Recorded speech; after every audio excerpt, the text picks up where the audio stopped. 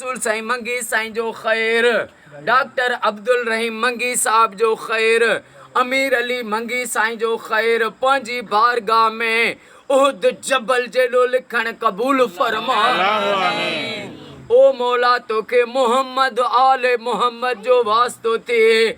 साईं फ़कीर ग़ुलाम रसूल साईं खे, साईं जे सभिनी भाइरनि खे, साईं जे बचड़नि खे, अमड़े न्याणियुनि खे अमा वॾी खे सिहत ऐं वॾी हयाती अता फरमा। ओ मौला साईं, साईं जो जेको ॾोहिटो आहे मंज़र साईं, इनखे मौजज़े सां इमाम सजाद जे सदके सिहत अता फरमा। ओ मौला साईं वारनि जे रोज़गारनि में, पोखुनि खजुनि में, माल रिज़्क़ में, इज़त में बरकतूं अता फरमा। जेके भी दिलनि में जाज़ तमन्ना आहिनि उहे साईं वारनि जूं पूरियूं फरमा।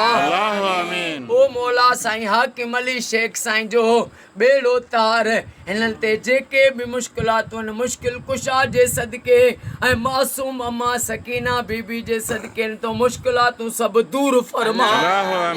हाकिम अली साईं जो बेड़ो तार, साईं हाजी साईं पावर साईं खे, साईं जे बचड़नि खे सदा शादो आबाद फरमा। ओ मौला अजो के सलवात जो सवाब साईं मीर ग़ुलाम मुर्तज़ा भुगटी साईं के भी बश करायोसे। ओ मौला ग़ुलाम मुर्तज़ा साईं के जन्नतुल फिरदौस में आका करीम जो पाड़ो नसीब फरमा। जुमले सजी जमात जो बेड़ो तार, सजी जमात जा असां सभिनी जा बच्चा घर आबाद फरमा।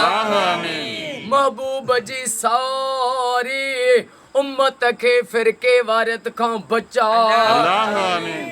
ओ मौला सॼे सिंध में, सॼे पाकिस्तान में, सऊदीअ में, ईरान में, इराक में, शाम में हर मोमिन जे घर घर में लख सलवातूं पढ़ियूं वञनि। इहा दुआ क़बूल फरमा। आका जी सारी उम्मत के फिरके वारियत खां बचा। ओ मौला असांजे सिंध धरती वतन पाकिस्तान के हर ज़मीनी आसमानी आफ़तन खां पनाह अता फरमा। असांजे वतन जी पाक फ़ौज आर्मी के हर मोड़ ते कामयाबी फतेह ऐं इज़्ज़त अता फरमा। इन्नल्लाह व मलाइकतहू युस्सलूना अलल नबी या अय्युहल्लज़ीना आमनू सल्लु अलैहि व सल्लिमू तस्लीमा।